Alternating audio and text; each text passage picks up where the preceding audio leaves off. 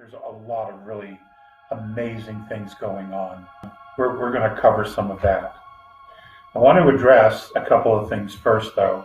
Have you been hearing about Anunnaki and reptilians on the surface of the earth in Syria? Should this be true, I want to go back to something that we started talking about a year ago, about the effort underground to flush the dark ones to the surface.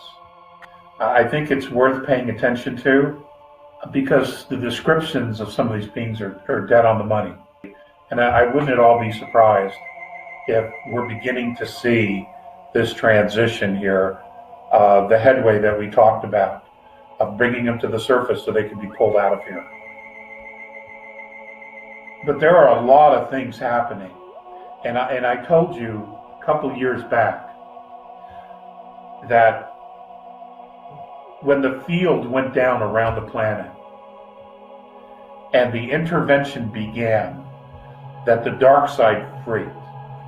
And what they did was they pushed all of their agendas forward all at once. They were supposed to come in stages. They were supposed to be implemented in stages. Instead, what happened was they threw it all against the wall. And as many of these